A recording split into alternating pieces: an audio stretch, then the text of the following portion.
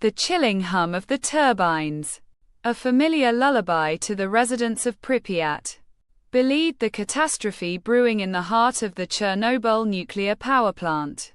It was the early hours of Friday, the 26th of April 1986.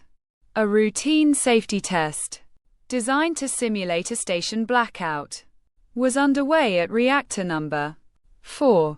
What unfolded next would not only scar a nation but would forever alter the course of nuclear history, leaving an indelible mark on global consciousness. This isn't just a story of a technological failure. It's a harrowing saga of human hubris, heroic sacrifice, and the devastating consequences of a system built on secrecy. Welcome, history enthusiasts, to the true, dramatic account of the Chernobyl disaster. To truly grasp the horror of Chernobyl, we must first understand its context. The Chernobyl nuclear power plant, named after the nearby town, was a symbol of Soviet scientific prowess. Located in the Ukrainian SSR, just 3 kilometers from the new, purpose-built city of Pripyat, it housed 4 RBMK 1000 reactors, a unique Soviet design, known for its ability to produce both electricity and weapons-grade plutonium.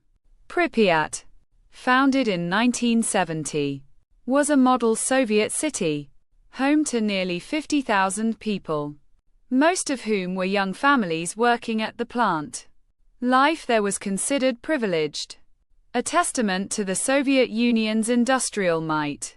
The ill-fated test was scheduled for the night shift, a decision that would prove catastrophic. The objective was to determine if, in the event of a complete power loss, the residual rotational energy of a turbine could generate enough electricity to power the reactor's essential cooling pumps until the emergency diesel generators kicked in. A seemingly prudent safety measure, yet it was plagued by a series of fatal flaws in planning and execution. The test had been postponed and revised multiple times. And crucially, the specific safety program for the test had not been properly approved by regulatory bodies. Leading the charge that night was Anatoly Dyatlov, the deputy chief engineer, a man known for his authoritarian style and unwavering belief in his own authority. Under his command were Alexander Akimov, the shift supervisor, and Leonid Toptunov, the senior reactor control engineer, both relatively young and inexperienced in the complexities of the RBMK reactor at low power. They were under immense pressure to complete the test, despite growing concerns. Compelling historical fact 1. ****, the RBMK reactor design had a critical and dangerous flaw known as a positive void coefficient. This meant that if the cooling water, which also acted as a neutron absorber, turned to steam, the reactor's power output would increase rather than decrease. Most Western reactors had a negative void coefficient, making them inherently safer. Compounding this, the RBMK's control rods, designed to shut down the reactor, had graphite tips that, for a few crucial seconds during insertion, displaced water and increased reactivity before the boron carbide absorbers could take effect. This combination was a ticking time bomb. As the night wore on, safety protocols were systematically ignored or overridden. The operators, in their haste and under Dyatlov's stern direction, disabled multiple automatic shutdown systems, including those designed to prevent operation at dangerously low power levels. The reactor's power had dropped too low earlier in the evening, creating a condition known as xenon poisoning, where a buildup of neutron-absorbing xenon gas makes it difficult to increase power. To overcome this, Akimov and Toptunov, following Dyatlov's orders, withdrew most of the control rods.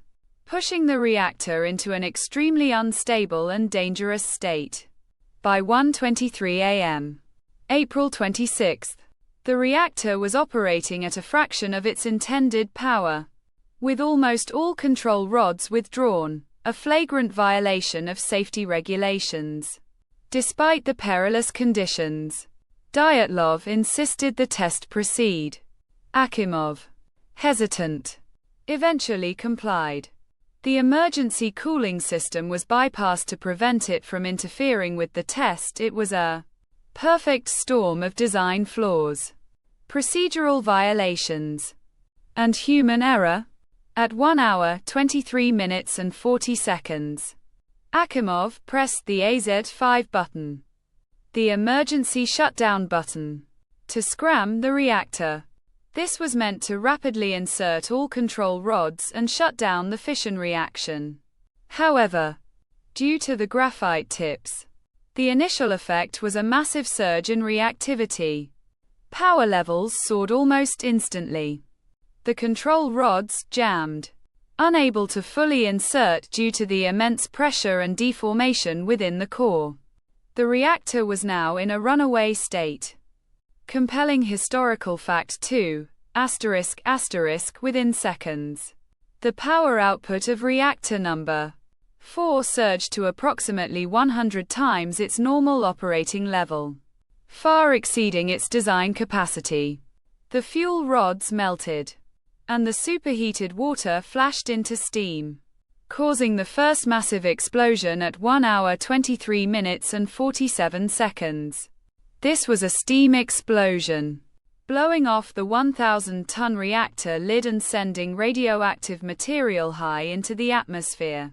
Moments later, a second, more powerful explosion occurred, likely due to hydrogen gas created by the interaction of superheated steam with zirconium cladding, mixing with air.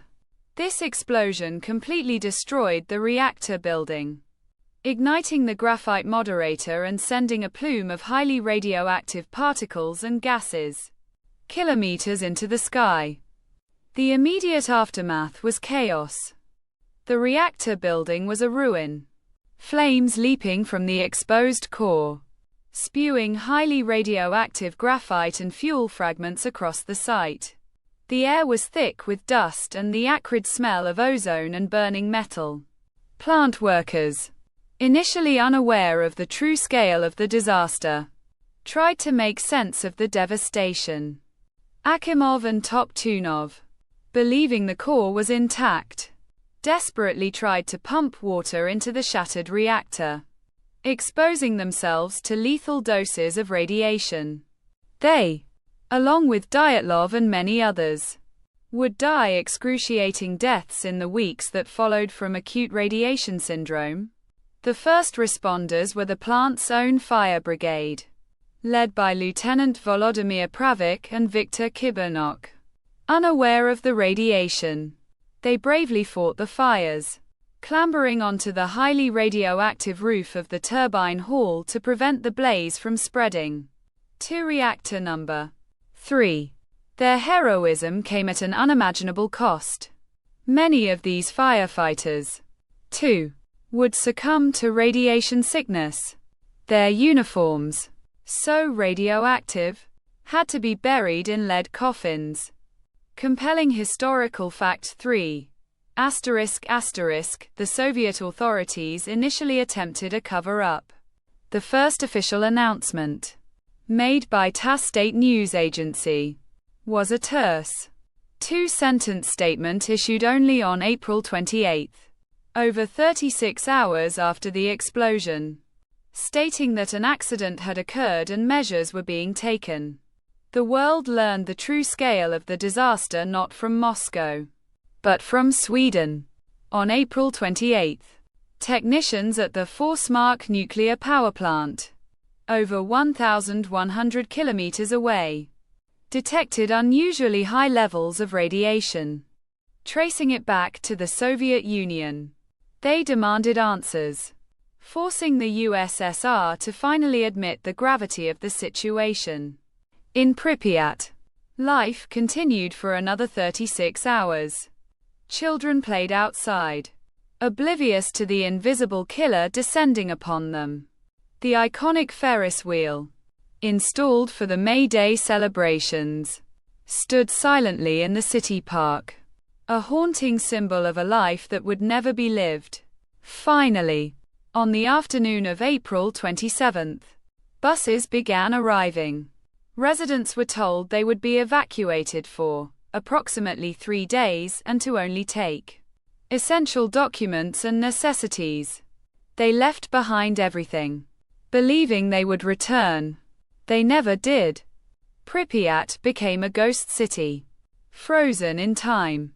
Its apartments filled with abandoned possessions, its parks overgrown. Next came the monumental task of containment and cleanup, undertaken by what became known as the liquidators. These were hundreds of thousands of military reservists, miners, firefighters, engineers, and scientists.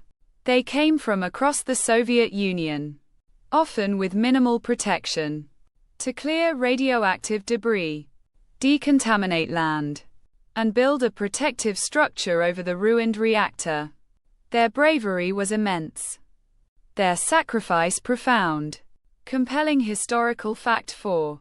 Hundreds of thousands of liquidators, estimated to be between 600,000 and 800,000, worked in the Chernobyl exclusion zone from 1986 to 1991. They performed incredibly dangerous tasks, from shoveling highly radioactive graphite from the reactor roof, earning them the nickname bio-robots, to digging tunnels underneath the reactor to prevent the molten core from reaching groundwater. Many received massive radiation doses, leading to long-term health issues and premature deaths.